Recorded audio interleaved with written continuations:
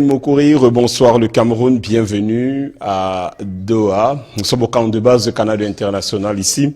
C'est juste pour vous rassurer que nous sommes aux petits soins. La maison a mis les petits plats dans les grands. Yves Chamadé, bonsoir, ça va? Bonsoir, ça va. Et toi, Migabo? La première journée à Doha, ça s'est bien passé? Ouais, plus ou moins, c'est bien passé. C'est pas évident, les repères. Vous savez, on vient d'un nouvel environnement. On a pratiquement tout numérisé ici. C'est pas évident. Il faut rapidement s'adapter. Moi, particulièrement, qui viens directement dans le bain de la compétition comme ça, il n'y a pas un temps de répit. Il faut être rapidement au taquet. Je pense qu'avec l'aide de Marc, toi, et même les autres confrères, ça a été plus facile pour moi. Et voilà, je remercie tous ces confrères qui m'ont facilité l'implémentation.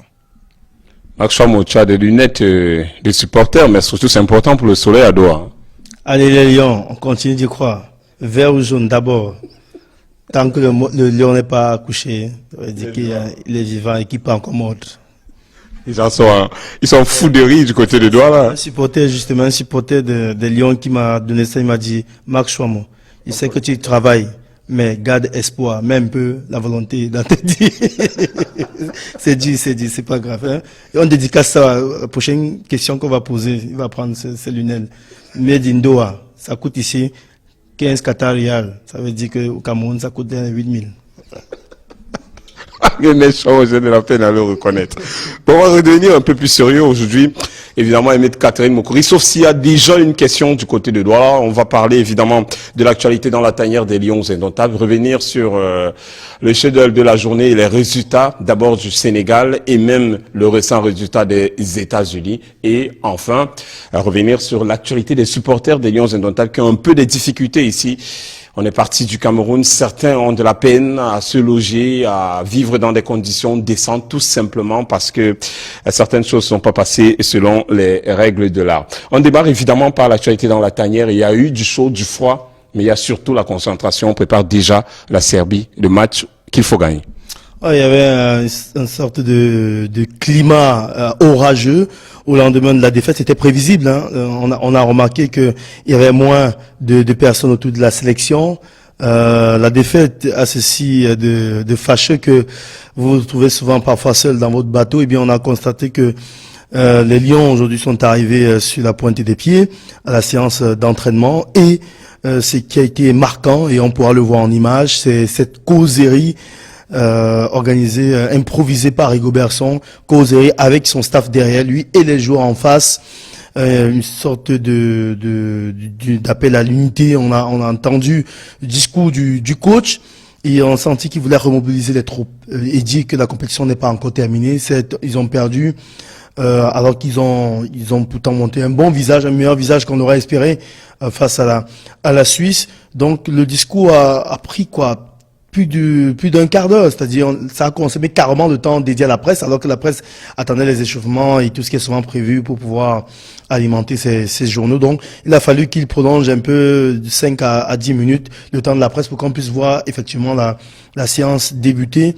Et voilà, c'est ce qu'on peut retenir, hein, cet appel à l'unité.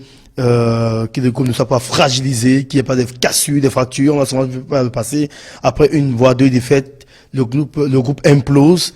Donc, on a compris qu'il veut vraiment préserver son groupe. Et pour l'instant, il n'y a pas encore péril dans la demeure. Le bateau est encore à flot. Et reste à savoir si lui réussira à amener tout le monde à bon port. Oui, mais après on va parler de Martin Holland, mais surtout revenir sur le cas du seul forfait presque consommé dans la tanière des Lions indomptables pour l'instant, à l'occurrence Olivier Ncham. Oui, Olivier Ncham, on le savait depuis quelques jours avant le match contre la Suisse qu'il était forfait déjà pour le match contre la Suisse, mais qu'il avait des bobos physiques. Et ça s'est encore vu aujourd'hui lors de la séance d'entraînement. Difficile de voir le joueur jouer lors du prochain match contre la Serbie parce que on a vu qu'il traînait la patte. Il s'est entraîné encore à l'écart du groupe. Il s'est entraîné avec un des membres du staff médical. Et lorsqu'on le voit, même lorsqu'il essaie de prendre part à une activité un peu plus poussée, il a de la peine. On sent vraiment que on croyait que c'était une blessure légère, mais j'ai bien peur que le joueur ne puisse pas jouer si on ne joue que le premier tour par rapport à ce qui se passe actuellement qu'on ne découvre pas dans cette Coupe du Monde, une Coupe du Monde qu'il a vraiment attendu, qu'il a cravaché du pour être là. Donc voilà la situation de notre ami Olivier Ncham et ça modifier les plans de l'entraîneur, puisque c'est pas un secret de Polichinelle. C'est un secret de Polichinelle, c'est ce que je vais dire. En fait, c'est que Olivier Ncham était pressenti pour jouer comme titulaire aux côtés de Zambo Anguissa et Martin Honda au milieu de terrain. Donc, le coach, cette fois-ci, c'est maintenant qu'il n'a que 25 joueurs et un milieu de terrain un peu plus amoindri. Est-ce que il y a le même profil sur le banc de touche? Je pense pas. Le même profil que Cham, je pense pas. Ça s'est vu contre la Suisse. Il faut un baroudeur, il faut quelqu'un qui va avoir beaucoup d'énergie pour pouvoir gommer les manquements de ceux qui sont un peu devant. Justement, mais Yves Tchamadou, revenons d'abord sur cette première sortie des Lions indomptables. Le lendemain, aujourd'hui, on était à la séance d'entraînement, on a vu la réaction du staff, des joueurs, les regards. On sent que désormais on joue avec le couteau entre les dents. Ça peut se faire. C'est la réalité, Mirabeau, d'une compétition. C'est-à-dire que quand vous allez dans un match comme celui-là, souvent, ce qui est souhaitable, c'est de ne pas perdre. Parce que vous savez, mentalement, c'est souvent difficile. Mais reconnaissons quand même que le scénario était prévisible. C'est-à-dire on savait que le Cameroun allait, outside de se rendre compte que la Suisse était favorite. Voir la Suisse posséder le ballon, c'était aussi un scénario prévisible. C'est-à-dire que la Suisse devait dominer. Maintenant, il fallait travailler sur cette force suisse pour voir un tout petit peu comment créer de la faiblesse dans cette équipe et gérer nos moments forts. Et je pense que malheureusement, on n'a pas su gérer ces moments forts parce qu'on n'a pas été tueur devant les buts. On a eu 2 occasions claires de but en première période qu'on n'a pas exploité. Et le football est clair, ça paye cash. Derrière la Suisse, on a eu, vous avez vu qu'ils ont marqué le but. Donc, on a mal géré nos moments forts et on a un peu moins géré nos moments faibles. C'est-à-dire qu'on a quand même bien géré ces moments faibles, mais on n'a pas assez bien géré ça. C'est la raison pour laquelle on prend ce but derrière, comme on a... Côté de Douala, quelle réaction, une question? Et justement, une préoccupation, vous nous parliez de cette ambiance qui est un peu morose au sein de la tanière et ça se comprend après la défaite concédée hier. Mais il y a également cette nouvelle, Marc-Lionel Chameau, vous nous en parliez, le choix de lundi, de la conférence d'avant-match de lundi qui se fera par visioconférence. Est-ce qu'on a un peu plus de précision sur le choix, les raisons de cette décision ?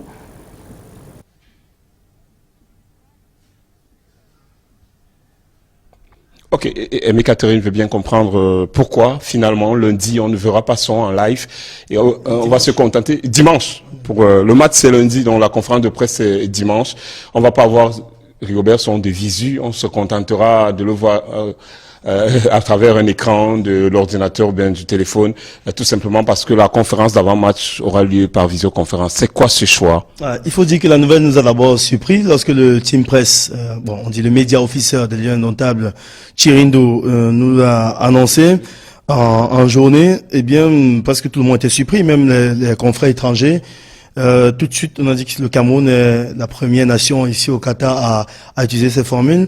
Eh bien, on a posé la question au team, aux médias officiels, pourquoi ce choix de ne pas se présenter face à la presse et d'utiliser la visioconférence? Eh bien, il a expliqué ceci en disant que le Cameroun avait déjà prévu, avant le début de la compétition, utiliser cette option en visioconférence pour un des 3 matchs. C'est-à-dire, il a dit que contre la Suisse et le Brésil, ce sera des conférences d'avant-match en présentiel.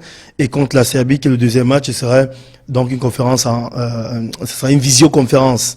Et que ça avait été acté depuis. Bon, sauf que on n'a pas été tenu informé au début de la compétition, alors qu'on a passé 2-3 jours avec le groupe, avec le média officer. Donc, ça tombe comme ça à 2 jours ou à 3 jours du prochain match. Ça laisse quand même interrogateur. Donc, je crois qu'il a donné une explication, mais je pense que elle ne vient pas, elle n'est pas fortuite, cette décision de passer en visioconférence, parce que ce match, pour dire vrai, c'est le match charnière, c'est le match où il y aura énormément de pression, et je pense que on veut enlever un peu de pression autour du sélectionneur, parce qu'on a vu clairement que lors de la première conférence de presse d'avant-match, il y avait des questions qui sont revenues qu'il aurait pu larguer avant d'arriver au Qatar, comme le cas de Gadeux et d'autres, mais on était obligé de lui poser la question à la veille d'un match aussi important contre la Suisse, parce qu'il n'a pas parlé avant, il n'a pas justifié ses choix. Alors que là maintenant, on est en pleine compétition et on va jouer la Serbie. Et il y a d'autres petites incompréhensions, d'autres problèmes, zones d'ombre qu'on voudrait qu'il éclaircisse, alors que lui veut se focaliser sur le match contre la Serbie. Bon, en visioconférence, on pourra toujours poser des questions, sauf que là, on n'est pas en face. Il y a ce qu'on appelle, comment dire, le rapport le rapport même le langage de gestion. Justement, le langage corporel, le rapport de force aussi, lorsque vous regardez en face et vous posez votre question, vous pouvez influencer, ou bien lui peut vous influencer avec son attitude et autres. Alors qu'en visioconférence, non seulement vous allez proposer votre question et on peut choisir de la poser, la soumettre au coach ou pas. C'est-à-dire qu'il va même pas l'entendre et on peut déjà faire un premier travail de scanning à ce niveau-là. Donc, on est un peu frustré, il faut le dire, parce qu'on n'a pas fait des kilomètres pour venir faire une visioconférence. On aurait pu la faire depuis Douala. Oui. Je vais pas être long sur cette question. Moi, ce que je veux juste te dire, c'est qu'on est juste victime de nos propres petites au niveau de la fédération. On refuse de communiquer. Après, quand ça nous rattrape, on trouve des raccourcis. Mais ça n'aidera pas l'équipe. Parce qu'on reste dans une situation brumeuse, où on n'a pas d'éclaircie, et on se retrouve malheureusement où on ne réussit pas à être serein vis-à-vis de notre peuple, parce que laissons le côté médiatique. Cette conférence de presse, c'est pour rendre compte au peuple camerounais, c'est pas pour rendre compte aux journalistes. Donc, quand vous mettez derrière des écrans pour parler des Camerounais, avec tout ce qu'on sait qui peut arriver sur le plan technologique, parce qu'on n'a pas la maîtrise de cette situation, c'est compliqué, vous ne vous rendez pas compte. C'est-à-dire, à un moment donné, vous ne voulez pas rendre compte au peuple camerounais quand vous utilisez ces moyens de fonctionner, parce qu'au départ, vous avez refusé d'avoir une communication offensive. Parce que si vous communiquez offensivement, arrivez quand ces situations arrivent, vous avez déjà eu des réponses, et c'est plus facile de libérer ça. Mais là, on s'est mis la pression avant ce mondial avec toutes les promesses qu'il y a eu. Il y a eu le Kangandi où on n'a pas expliqué. Il y a eu beaucoup de choses qu'on n'a pas expliquées. On vient au premier match de cette Coupe du Monde. On ne gagne pas. Il y a une légère pression. Là, on veut trouver des voies de contournement, des voies de fuite. Ça va rien changer. Donc, je pense que il faut à un moment donné qu'on soit, je vais pas dire professionnel, mais on soit clair envers cette manière de fonctionner et clair avec même ce peuple à travers des fonctionnements qui respectent quand même les canaux normaux du football, même si ce postulat-là a été permis par la FIFA, mais on sait quand même que faut pas donner l'impression que le Cameroun c'est un pays à part. Non, on n'a pas plus de pression que les pays super favorisés de cette Coupe du Monde. On n'a pas plus de pression. Donc il faudrait pas qu'on soit dans cette bulle-là, malheureusement, qui ne nous aide pas. Oui, mais ce que je veux aussi préciser, c'est que même si le Cameroun avait fait le choix d'utiliser 2 conférences en présentiel et une en visio, on aurait bien pu communiquer avant le coup d'envoi de la compétition que le Cameroun allait utiliser comme ça. Mais attendre le lendemain d'une défaite pour communiquer, ça fait bizarre. Ouais, d'autant plus que Rigobertson a bien géré la conférence de presse d'avant-match contre la Suisse. C'est-à-dire qu'il s'est vraiment bien en sorti. Il a gommé un peu ses manquements des dernières conférences de presse. À la grande surprise, on a senti qu'il maîtrisait la chose et qu'il était plus serein. Donc, quand on prend cette décision, je crois que ça les fragilise un peu plus. Ça fragilise un peu plus le sélectionneur parce que je sentais qu'il était vraiment déjà dans son élément. Maintenant, la décision est déjà là. Dimanche, on va voir par Zoom ou par quel modèle nous allons faire cette visioconférence et on va voir ce que ça va donner. Ok, une autre question du côté de Douala et je crois que c'est Franck-Éric Difo qui veut réagir. Et juste avant que Franck-Éric Difo ne vous pose sa question, une réaction rapide sur le sujet de Georges Bimbet. Oui, juste parce que je pense que c'est Yves qui a parlé de ça et qui s'interrogeait un peu plus sur ce type de décision. En fait, moi, je voulais juste rebondir parce que c'est facile, et je sais que c'est récurrent récemment avec ce qui est fait autour de cette équipe, c'est facile de dire que la polémique vient des journalistes, la polémique vient du public, la polémique vient de... On a refusé d'expliquer un certain nombre de choses sur Ngan 2. On est allé au mondial avec l'histoire Ngan 2. Là, on a l'approche d'un match. Au lieu de rester concentré et de faire les choses normalement, on va se créer une affaire de conférence de presse. C'est-à-dire, et ça vient curieusement toujours de la tanière. Et par la suite, lorsque c'est repris par les journalistes, bizarrement, on va vous dire non, ça vient des journalistes, ce sont eux qui créent la polémique. Et moi, c'est ce qui me fatigue un peu avec... Là, il crée un événement, alors que l'événement, c'est le match. Et j'ai pas toujours le sentiment que chaque fois que c'est fait, c'est productif par la suite pour l'équipe. Donc moi, je m'interroge vraiment sur ceux qui prennent ce type de décision, et ça me désole. Je suis vraiment embêté. Je comprends Marc quand il dit que, en plus, c'est pas nous les journalistes, puisque en réalité, l'exercice c'est quoi? Nous sommes juste des intermédiaires pour le peuple. Donc, ils se permettent ça. Si ça se passe mal lundi, les gens ils vont pas oublier cette affaire de vous n'avez même pas été capable de venir en présentiel pour nous donner quelques explications. En fait, c'est des polémiques qu'ils créent eux-mêmes et ensuite on va dire que c'est des journalistes qui viennent créer ces polémiques. C'est ça qui me désole. Merci pour ce point de vue, Georges Bimbet. Votre question, Franck-Éric Difo, Mirabeau, pour que Mirabeau vous écoute du côté de Doha. Bonsoir à vous du côté de Doha. Bonsoir André Mirabeau. Bonsoir à Marc Chouamou et ses lunettes. Bonsoir à Yves Tchamadou qui vous a rejoint. En fait, vous êtes beaucoup plus proche de cette sélection, même si on connaît un tout petit peu pour le moment l'embargo qui est fait autour de la communication de cette sélection nationale. Aujourd'hui, on a Olivier Thiam qui est blessé. On savait qu'on allait au mondial avec notamment des joueurs quasi titulaires. Olivier Thiam, Zambo et Aura dans le milieu des terrains, c'était les titulaires. Les autres, c'était presque des faire-valoir. On parle de Umgwe qui était plus compétitif, ça s'est vu dans le match d'hier. Et notamment de Gaël Ondoa, dans le Gaël Ondoa qui est presque inexistant depuis sa dernière confrontation chez les Lions Indomptables.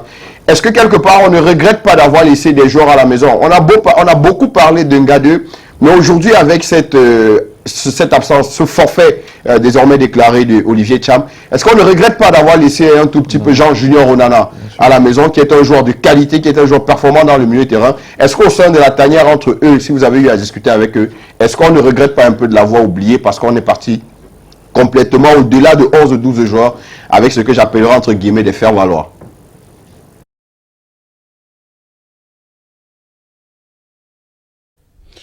Bon, je vais d'abord réagir avant de reposer la question à Yves Tchamadou et à Marc Lionel Chouamau. Évidemment, je crois que dans la tanière, la communication est assez fermée. Ils préfèrent parler des joueurs qui sont présents et Boat en touche les absences. On l'a remarqué l'autre jour avec le Kangandeur, Rigobert. On vous dit, je préfère parler de ceux qui sont là. Donc, difficilement, quand vous leur posez la question sur les choix oubliés, en l'occurrence même en attaque, Ganago, ou les choix du milieu de terrain oubliés, Onana et les autres, ils préfèrent vous dire qu'on fait confiance à ceux qui sont là. Donc les gars du côté de Douala, Franck Ringtifo s'interroge, aujourd'hui avec le forfait presque consommé du jeune Olivier Ntcham, est-ce qu'on ne peut pas regretter les absences d'un jeune comme Onana qui bourlingue du côté de la France, dispute des matchs, enchaîne des matchs après le week-end? Est-ce qu'aujourd'hui on n'est pas dans le regret en se disant que le casting n'a pas été très bien fait, parce que ceux qui sont en réserve, hier par exemple on n'a pas pu voir un Koundé Malon, et même Gaël Ondoa qui est entré n'a pas donné entière satisfaction? Non, je pense que cet aspect pose tout simplement un problème de management. Ce qu'on doit comprendre, c'est que même si on est sélectionneur, il y a une question de gestion des ressources humaines. Et la gestion des ressources humaines nécessite le fait d'anticiper dans des potentiels remplacements et potentiels blessures. Et je crois que cette Coupe du Monde a une réalité ou encore un donateur commun, c'est qu'il y a des blessés en cascade dans toutes les sélections. Parce qu'il y a un coup, il y a un coup de fatigue musculaire, il y a l'enchaînement des matchs et tout le reste. Donc on n'aurait pas souhaité, mais on devait s'y attendre. En anticipant dessus, vous faites un effectif avec des doublures en termes d'équivalence de niveau. Mais quand vous voyez pratiquement notre 26 joueurs, vous avez 7 défenseurs, donc on a pratiquement pas des doublures, 10 attaquants, on a un excès de doublures, ce qui pose un problème d'équilibre, même au niveau des milieux de terrain.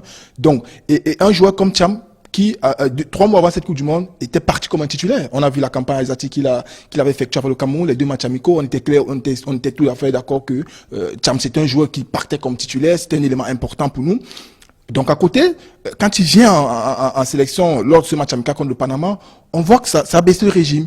Et je pense qu'il y a une question même, je sais pas si je vais dire d'information ou de gestion. Parce que sur le cas Olivier Ntcham, le rapport médical doit être capable de déterminer à un moment donné ce qu'il peut être capable de faire et d'anticiper sur le niveau physique du joueur. Et à partir du moment où on sent que son niveau physique n'est pas au-dessus de la moyenne, et qu'à un moment donné, on peut perdre ce joueur, on doit être capable de préparer un remplaçant clair dans le même profil. Donc, je pense que aujourd'hui, la question Olivier Ntcham, il y a un problème de communication où on ne veut pas donner l'information sur sa blessure, ce qui pour moi est assez extraordinaire parce que je sais pas l'important de pas communiquer sur le fait qu'il va être indisponible. Et le deuxième problème, c'est que malheureusement, on n'a pas fait un diagnostic clair sur son état physique et se rendre compte qu'en cours de compétition, on pouvait se passer de lui et faire appel à un joueur important qui devait déjà être dans cette liste de 26. Ok, oui Marc. Oh non, on va dire clairement que pour les absences, eh bien, il est trop tard pour les regrets. On est déjà dans la compétition. Je crois que le coach l'a si bien dit. Revenir encore sur le passé, c'est pendant que vous êtes en train de rentrer, les autres équipes sont déjà en train d'avancer. Il est obligé de faire avec ce qu'il a sous la main, même s'il n'a pas le même profil qu'Olivier Ntcham sous la main. Jean Onana aurait bien pu faire l'affaire parce que c'est un garçon box-to-box. Et non, je parle pas de Gaël Ondoa, je parle de Jean Onana, qui est un garçon box-to-box. Et qui sait également aller frapper au but, qui est bien combattant. Il a un profil un peu plus proche de Ntcham que Gaël Ondoa de Ntcham, en fait. Mais maintenant, dans la ressource, il y a qui pour pallier avec Umgwe qui a été bon en première période, mais qui n'a pas tenu le rythme en seconde période. Il y a lui, il y a Gaël Ondoa, il y a Koundé Malong qui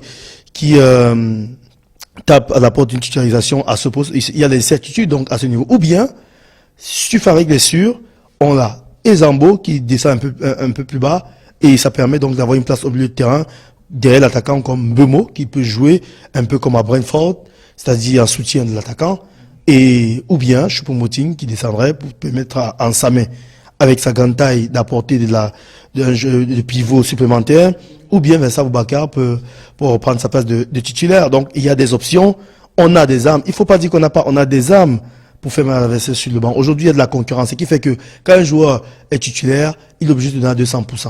Maintenant, on va voir si Rigobertson va reconduire son même 11. C'est ça on va voir maintenant si le coach avait déjà une idée fixe sur son équipe, s'il reconduit son même 11. Mais s'il fait 1 ou 2 changements, ça veut dire qu'il aura appris des erreurs du match de la Suisse. Non, mais c'est clair que le problème Olivier Ntcham doit peut-être impacter sur le changement de l'animation du jeu par rapport au dispositif du milieu de terrain. On va peut-être évoluer avec une pointe basse ou 2 points de basse, ça va dépendre de comment est-ce que on va juger ces joueurs à l'entraînement. Donc, c'est ça qui pose le problème d'Olivier Ntcham, parce que là, on a un maillon important qui sort comme ça d'une manière, on va pas inopinée de cette équipe-là. Donc, c'est pour ça que j'ai dit que soit on n'a pas anticipé sur son niveau réel physique avant la compétition, parce que si on avait anticipé, c'est qu'aujourd'hui, on devait avoir peut-être dans cette liste de 26 un joueur qui est capable de rapidement se retrouver à lieu pas d'Olivier Ntcham. Donc là, il n'est pas là. On fait avec ceux qui sont là. Koundé Malong, c'est un joueur qui a de l'expérience, ça, il faut le dire. Il a de l'expérience. Mais là, c'est au niveau de l'animation et au niveau de l'intensité. On parle d'une Coupe du Monde. D'ailleurs, il y a quand même une intensité exigée pour cette compétition-là. Donc, l'entraîneur est sur les faits accomplis. Il faut trouver une solution et cette solution passe par la capacité à avoir une ingéniosité sur le plan de l'animation et du dispositif à mettre en place. C'est maintenant qu'il se rend compte que lorsque vous avez des joueurs qui sont compétitifs, c'est-à-dire qui ont plus de 20 matchs dans les jambes, c'est-à-dire qui jouent régulièrement, lorsque le match monte d'un cran, ces gars peuvent monter d'un cran. Regardez, la première période, on a bien joué. Mais les Suisses, lorsqu'ils ont senti qu'on a pris un coup dès l'entame de la seconde période, ils ont piqué où ça fait mal. Et dans la suite du match, on a concédé plus d'actions qu'en première période. Parce qu'il y a des joueurs qui ont flanché physiquement, il faut le dire clairement. Samuel Umgwe a flanché parce qu'il n'y a pas de cardio, parce qu'il ne joue pas régulièrement dans son club, comme par le passé. C'est pas qu'ils sont des mauvais joueurs, c'est pas qu'on le veut du mal, c'est qu'ils n'ont pas le rythme suffisant. Si vous jouez contre un adversaire qui vous donne la latitude de jouer, ça cache vos manquements. Sauf que la Serbie, avec l'intensité qu'elle a mise contre le Brésil, il faut proposer autre chose. Il faut des guerriers qui auront de l'énergie. Soit vous faites un classement pour la première période avec des joueurs précis et en seconde période, vous les changez, vous mettez une nouvelle batterie. C'est aussi simple que ça. Super. Et Douala, réaction encore à Douala. Aimé Catherine? André Mirabeau, réaction ici avec Georges Bimbe justement sur ces rotations dans la tanière et également les choix du coach Rigobertson. Oui, non, c'est à la suite de ce que je pense, Marc, Marc disait. Je pense que là, il ne faut plus calculer de toutes les façons.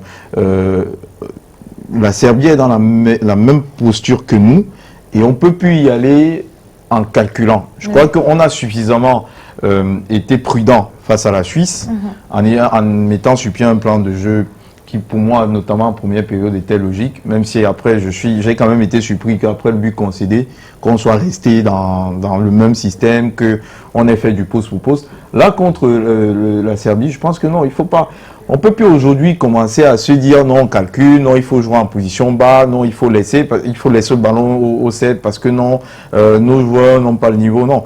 À partir du moment où tu as pris sur toi de prendre ces joueurs-là, autant mieux, parce que de toutes les façons, c'est ton dernier match. Soit tu gagnes là, tu espères, soit tu perds et tu es à la maison. Donc, si tu as fait le choix d'aller avec Franck-Éric Difo et Georges Bimbe, à un moment, prends des risques avec eux, puisque c'est ce que tu as décidé. On t'a donné, enfin, il y avait à côté ceux qui pensaient que c'était pas les meilleurs choix du monde. On a vite fait de dire qu'ils sont anti-patriotes parce qu'on a aujourd'hui l'instrument de mesure du patriotisme de certains et pas d'autres. Donc, si vous dites quelque chose, vous êtes taxé de personnes polémiques et d'anti-patriotes. Ok, ceux donc qui l'ont dit à d'autres, nous on a assumé. Maintenant, on veut être derrière cette équipe. Je pense qu'il faut quand même que lundi, Rigobertson...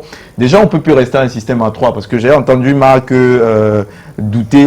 Non, je pense qu'au milieu de terrain, aujourd'hui, on ne peut plus faire avec un milieu à 3. Si on veut jouer contre la Serbie et avoir une équipe qui présente quand même quelque chose offensivement, il faut accepter de jouer avec 2 attaquants, quitte à mettre Choupo devant, Bemo derrière, quitte à mettre Choupo et Samé, mais il faut au moins avoir quelque chose d'un peu plus offensif pour essayer de poser des problèmes. Parce que sinon, on va se retrouver dans la même situation que lors du match contre la Suisse. C'est-à-dire, on va leur donner le ballon, on va attendre d'avoir des situations de contre et d'attaque rapide. Le problème, c'est que la Suisse défend pas très bien.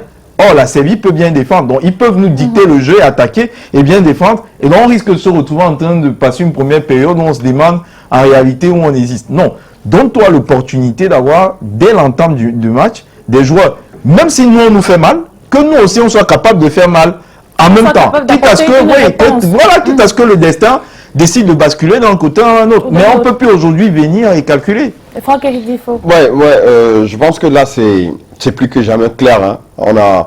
On savait que cette Coupe du Monde était particulière. Elle était particulière dans ce sens-là où il n'y avait pas de moment de préparation. Il n'y avait pas une véritable phase de mise au vert, de préparation physique et tout ça. Donc, la meilleure chose à faire, c'était de partir avec des joueurs qui sont compétitifs. Vous ne pouvez pas partir avec des joueurs qui sont à 5-6 matchs en club et des matchs même où ils ne sont pas titulaires. Par contre, vous allez jouer contre des garçons qui sont à la 15e journée en Première Ligue. Donc, qui viennent de jouer 15 matchs de Première Ligue, 6 matchs de Ligue des Champions et peut-être 2 matchs de Coupe. Ce n'est plus le même niveau. Vous ne ramenez pas des joueurs qui sont relégués sur les bancs de touche. Beaucoup sont même là. Umgwet qui est titulaire ne faisait plus de liste de feuilles de match dans son club. Comment vous faites pour espérer voir Umgwet jouer 90 minutes face à Granit Xhaka qui joue 90 minutes x 15 du côté de Arsenal en Première Ligue. On sait que ça va très vite. Aujourd'hui, on l'a dit, on n'a plus trop le choix.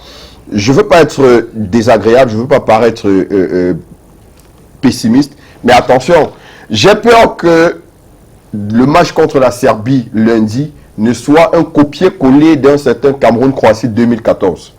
On n'est pas loin de là si le sélectionneur ne prend pas de risque. Si on va dans la même physionomie, ne soyons pas surpris qu'on finisse avec un 3-4 buts à 1.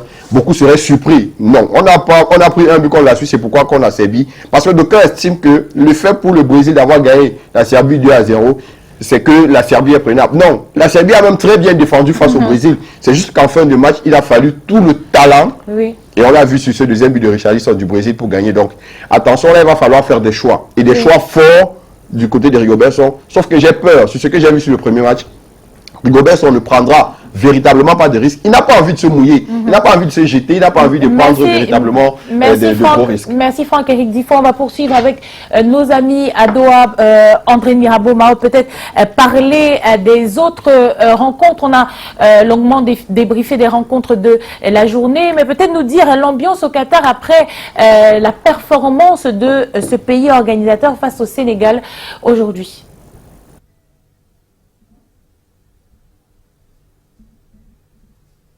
Oui, mais naturellement, c'était un peu la fête avant le match parce que les Qataris étaient assez motivés. Avant cette seconde sortie, on a vu des centaines de personnes aller du côté du stade Toumama, Al Toumama, pour soutenir l'équipe. Même à l'extérieur, il y avait du beau monde. À l'intérieur aussi, les granits étaient garnis pour ce match. Derrière, c'est l'élimination consommée pour cette équipe du Qatar après cette défaite 1 but contre 3 face au Sénégal. Mais surtout, aujourd'hui, on voulait vous parler de la situation des Camerounais ici parce qu'on le sait, les charters ont été organisés du côté du Douala, Yaoundé, du côté du Cameroun pour accueillir les Camerounais ici au Qatar et leur donner des conditions de vie acceptables. Mais depuis notre arrivée ici, on a vu les Camerounais dans des conditions de vie assez difficiles parce que dupés, entre guillemets, par cette organisation. Et on espère bien que les prochains jours, on verra plus clair sur ces situations. Des supporters de renom même, qu'on ne va pas citer, qui sont dans des situations un peu compliquées parce que floués par ceux qui les attendaient, si floués par leurs sponsors, entre guillemets. Yves Tchamadeu, c'est quand même une situation qui a choqué. Je pense que c'est une situation grave et qui frise pratiquement l'inhumanité. On va le dire comme ça. C'est-à-dire que vous pouvez pas, en tant que compatriote, vous permettre quand même de mettre quelqu'un dans une situation aussi difficile et une indélicatesse à nul autre pareil. Parce qu'on a eu un cas aujourd'hui, par l'entremise d'un compatriote où un monsieur est arrivé parce qu'il savait qu'il avait déjà décaissé ce qu'il fallait en termes d'hébergement. En fait, le package complet, l'hébergement, le transport et tout le reste, oui. Donc, il était logé dans un hôtel où il avait consommé, mais il ne savait pas, ne sachant pas qu'on n'avait pas encore payé. Il a été pratiquement débarqué. À l'heure où on parle, je crois qu'il est aux arrêts. Et je pense qu'il faut qu'en tant qu'Camerounais, qu'on essaie un peu peu de maintenir cette vie patriotique-là. C'est-à-dire qu'on évite un peu de se retrouver dans des situations un tout petit peu salissantes pour notre pays où, entre nous compatriotes, on n'arrive pas à se souder et on se retrouve à ne pas, comment je vais dire ça, à exposer un peu d'une manière maladroite le 237. Et c'est pas des actes qui peuvent permettre à des gens d'être sereins en territoire où on a besoin d'être unanime pour aider notre sélection nationale, parce que c'est jusqu'à là que ça peut impacter l'équipe du Cameroun. Et je pense que voilà, il faut, c'est un cri de guerre que nous lançons comme ça, en même temps en appelant aussi la responsabilité de ceux-là qui sont basés et ceux qui arrivent d'être très intelligents, d'être plus prudent dans cette logique de contact, dans ces charters, logique de contact avec ceux qui sont ici pour les recevoir, parce que c'est pas du beurre ici au Qatar, il faut le dire ainsi. Donc nous interpellons aussi ceux-là derrière tapis dans l'homme qui font ce sale boulot là, vraiment de penser de penser au côté humain et de penser au côté 237 pour le bien-être de notre pays ici. Marc Le Nechamo, vivre à Doha n'est pas facile. Vivre dans des conditions difficiles, c'est presque l'enfer.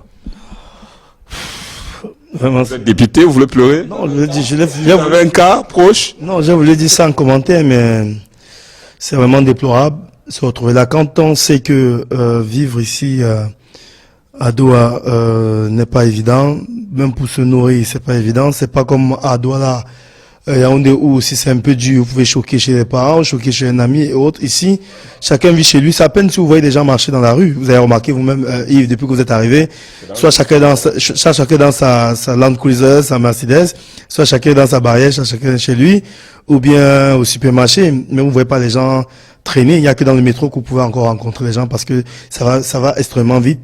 Donc, pour dire que ces gens qui s'amusent à duper des compatriotes, à leur vendre le rêve en mettant des fausses photos des appartements où ils vont venir habiter ici, en disant que le président du Soudan avait déjà habité ici, en voyant des photos que bon, à tel prix vous serez donc logé, eh bien, sachez que désormais vous êtes traqués. Dans tous les cas, Canal 2 va recevoir toutes les plaintes et ça peut peut-être aider à attraper certains magouilleurs qui se retrouvent ici.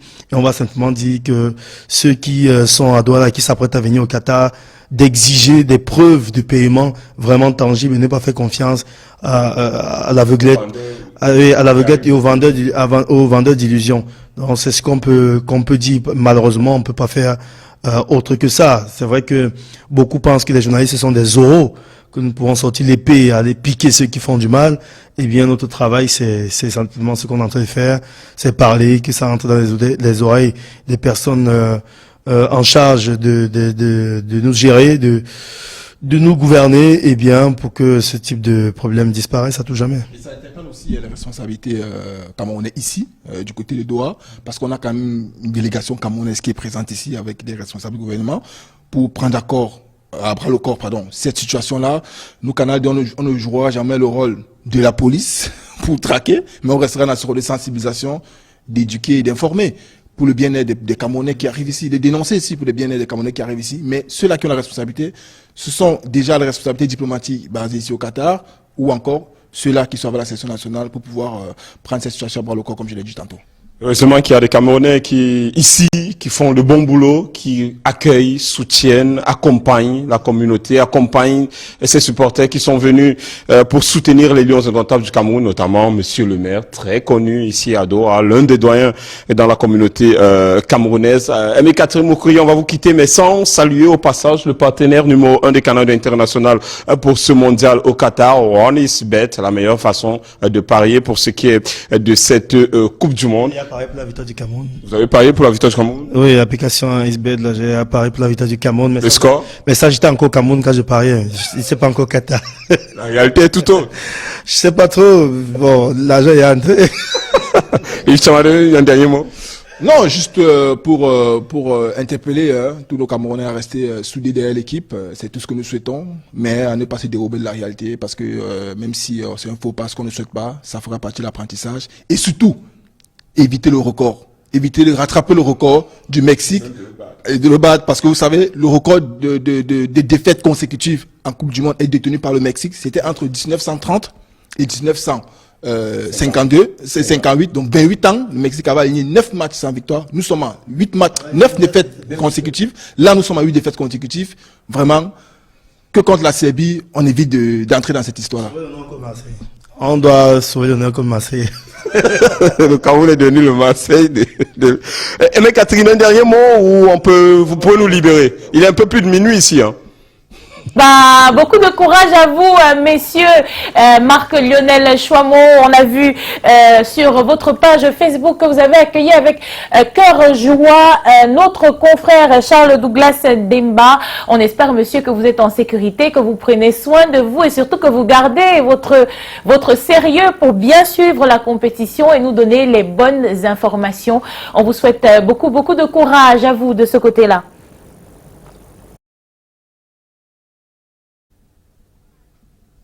Shalom, shalom, shalom. À demain. Bon, on est déjà demain ici. À demain pour vous. À tout à l'heure. Merci donc à notre équipe à Doha qui est venue nous apporter plus ample information sur ce qui se passe autour de la tanière. On l'a compris, c'est un peu hermétique, c'est un peu fermé. Il n'y a pas vraiment de nouvelles. On a eu le temps de faire notre analyse et de comprendre que ce qui se passe là-bas n'est pas forcément plaisant et qu'on n'a plus que l'espoir à garder pour les matchs de lundi. Et pour ceux qui parlaient des paris justement avec notre partenaire OneXBet, certainement la cote sera très élevée du côté du Cameroun parce que pour certains on ne voit pas cette formation remportée face à la Serbie. Je ne sais pas pour vous messieurs, mais moi je vais parier pour le Cameroun et certainement ça va me rapporter gros en cas de victoire.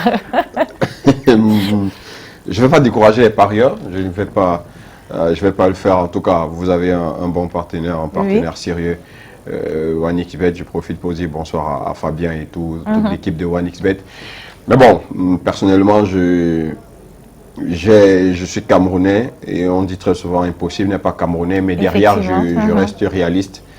C'est une rencontre qui s'annonce difficile, très difficile pour le Cameroun, encore plus compliquée même que celle de la Suisse, je peux vous l'assurer. Lorsqu'on regarde les effectifs et le jeu proposé par la Suisse, la Serbie, je vous l'ai dit tout à l'heure, j'ai peur qu'on ne se retrouve à un autre Cameroun-Croatie de 2014 et Yves Tchamade faisait bien.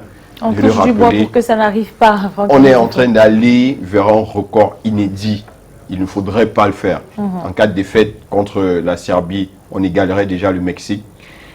Et quand on se rend compte que devant, on aura le Brésil, on a envie de se demander, est-ce que le Cameroun rentrera écrira un record triste avec 10 et sombre du football mondial. On n'a pas envie que cela arrive, donc vivement que les choses se passent bien de ce côté, même si après j'ai envie de nous demander comment est-ce que ça peut bien se passer avec ce qu'on sait, avec ce qui se passe de ce côté, après cette défaite. Peut-être une prise de conscience, comme vous l'avez dit, avec les propositions faites par vous ici sur les plateaux. Nous sommes quand même face à des... Non, je veux dire, nous sommes quand même face à des professionnels en la matière. Ce serait vrai, réel... Mais le coach Rigobertson, il a quand même il a l'expérience déjà de ce type de compétition. Non, Rigobertson n'a pas... Rien que pour ça, peut-être vous allez me dire, pas une expérience en tant que coach, surtout. Mais rien qu'en tant que joueur, cette expérience avec tout le staff, de la façon dont il est constitué, vous n'allez pas me dire qu'on ne va pas s'attendre à des changements avant lundi, à moins que ce soit du registre de la mauvaise foi. Il a d'expérience de footballeur, mais il a pas d'expérience d'entraîneur. Quand vous voyez son passage chez les U23 et chez les A', on a envie de se dire, Rigobertson n'a aucune expérience en tant qu'entraîneur. En tant que footballeur, oui, mais est-ce que son expérience de footballeur, lorsqu'il disputait les Coupes du Monde, peut lui servir aujourd'hui techniquement ou alors tactiquement pour gérer cette équipe du Cameroun? Moi, je vous dirais rapidement non. Parce qu'il n'a déjà pas utilisé cette expérience pour comprendre qu'il ne fallait pas casser l'axe défensif du Cameroun, Gade Castelletto, pour lui qui a été un défenseur d'expérience, pour lui qui a longtemps milité, permettez du peu à mettre de côté Lucien Mettomo pour continuer à jouer avec Raymond Kala à l'axe, malgré l'âge de Kala, parce qu'il estimait qu'il y avait cette entente. Il n'a pas utilisé cette expérience pour garder cet axe défensif. Il n'aura pas d'expérience pour gérer le Cameroun dans cette Coupe du Monde. Georges Bimba, on est tout aussi pessimiste. Honnêtement, je pense que quand on est battu par l'Algérie à Japoma, il faut être honnête, beaucoup ne pensaient pas qu'on pouvait aller se qualifier en Algérie. Maintenant, je pense que au-delà de tout ce qu'on dit, et je pense que ce qu'on dit n'est pas forcément faux, tout peut se passer sur un match de football. Et je pense qu'il ne faut pas qu'on oublie Blida. à Blida, 1 minute avant la fin du match, nous sommes éliminés. À partir de ce moment, je pense que c'est justement sur ce type d'éléments qu'il faut s'appuyer et vers quoi il faut orienter les joueurs. Peut-être que l'expérience de ces anciens joueurs jusqu'ici n'ont pas aidé. Maintenant, quand il y a une défaite comme ça, généralement, les frustrations remontent à la surface. Le geste de on l'a vis-à-vis de Kala, c'est une frustration. Et je pense que c'est là, par contre, où leur expérience d'anciens joueurs, c'est là où ils doivent venir intervenir. Parce que, évidemment, ceux qui ont moins joué ou qui n'ont pas joué vont se dire « Ah non, mais moi, j'étais meilleur que l'autre, pourquoi est-ce que j'ai pas été ?» Donc, ça va rapidement créer un environnement hostile. Et quand vous êtes un ancien joueur, quand vous avez déjà eu à vivre ce type de situation dans le vestiaire des Lions, c'est là, et c'est pour ça que là, on parlait Rigobert Song, mais il n'est pas seul. Patrick Mboma, Raymond Kala, Souleymane, Samuel Eto'o lui-même. Il faut à un moment quitter le costume de président de la fédération et endosser le costume d'ancien joueur, ne serait-ce que sur le plan mental, éviter que les joueurs tombent dans cette idée-là. Après, moi, je pense qu'ils n'ont pas forcément besoin, techniquement ou tactiquement, et c'est peut-être aussi le seul avantage de la situation actuelle, c'est qu'ils savent, les joueurs en tout cas, qu'en cas de contre-performance contre la Serbie, ils sont dehors. Un peu comme ils savaient qu'en allant en Algérie, en cas d'élimination, ils sont dehors. Donc, en termes de motivation, ils n'ont pas forcément besoin c'est-à-dire que le simple contexte du match doit normalement amener certains à se surpasser. Et je pense que c'est au moins sur ces éléments-là qu'on peut espérer. Beaucoup le savent. Nous, on l'a trouvé. On est né, on l'a trouvé, on l'a vécu par la suite. Le Cameroun n'est jamais autant dangereux que lorsqu'il est dos au mur. C'est connu. Et c'est pour ça que moi, je suis contre ceux qui pensent qu'il ne faut pas leur mettre la pression, il ne faut pas critiquer. Non. C'est même le moment où ils ont besoin de sentir qu'on n'entend plus rien d'eux. Parce qu'en réalité, ça va pousser les joueurs à démontrer quelque chose au public. On l'a vu en 2017 avec Gross. Et c'est pour ça que moi, ça m'embête tellement d'entendre des gens qui disent « Oh non, non, vous avez ramené la polémique. Oh non, non, non. » Non, c'est maintenant. C'est-à-dire, c'est même maintenant où il faut. Parce qu'en fait, le staff technique a besoin de ça pour les motiver dans le vestiaire. Ils ont besoin de cette espèce de scepticisme pour amener les joueurs à comprendre que, ok, on n'entend plus. Tiens, Gaël Ondoa, est-ce que tu sais que chez toi, en fait, ta soeur, ton frère et tout ça pensent que d'ici quelques jours, vous êtes à la maison. C'est des éléments qui peuvent permettre de se surpasser. Or, nous, on nous demande de leur dérouler un tapis rouge, allez, union sacrée. Mais ça ne veut rien dire. Jusqu'aujourd'hui, regardons le premier match contre la Suisse. Tous ceux qui voulaient qu'il y ait l'union sacrée, qu'on dise rien de négatif, ça nous a mené nulle part. Donc, je ne vois pas en quoi est-ce que ça nous aide de tomber dans cette espèce de... Non, ce sont des professionnels. Donc, ils n'ont pas besoin forcément qu'il y ait l'union de tout un peuple. Ils sont habitués à ça, non. en Europe. Par contre, évidemment. Donc, par contre, là, ils ont besoin effectivement de se sentir sous pression. Ils ont besoin de sentir, pas en interne, mais à l'externe, ils ont besoin de sentir que c'est le match de leur vie. Parce qu'en réalité, les histoires du genre, si tu fais pas bien, si on va brûler ta maison là-bas, ça peut paraître dur.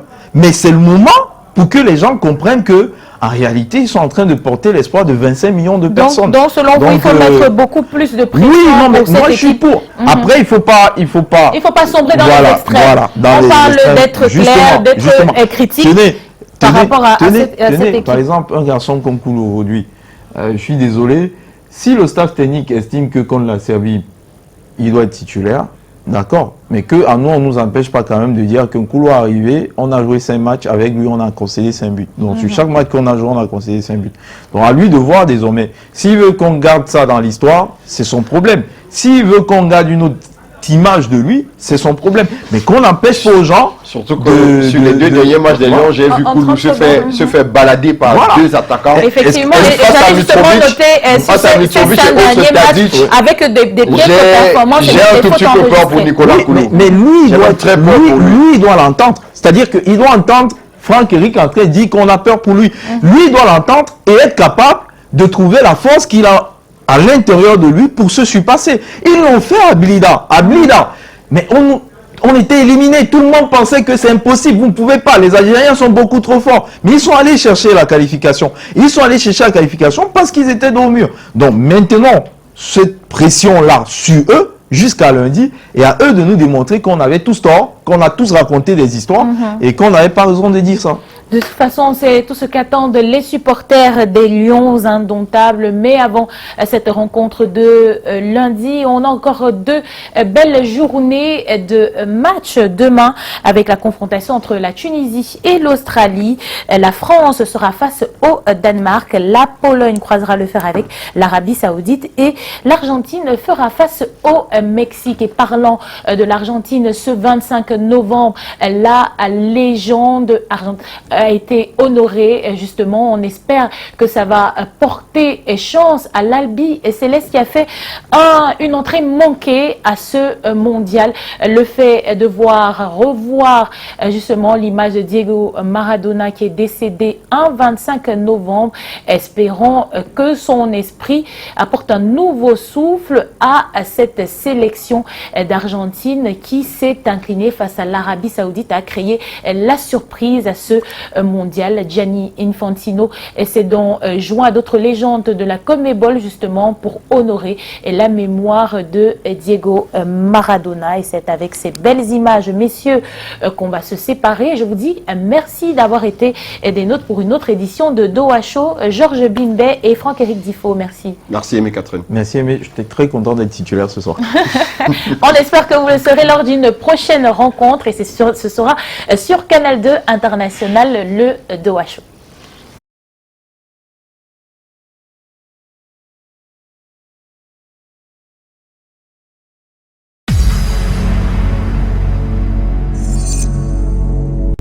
We are born to win. Nous aimons gagner et nous sommes concentrés sur la victoire. Tu apoyo te hace uno de nosotros. No importa de dónde eres y lo que haces. If you are with us, you win.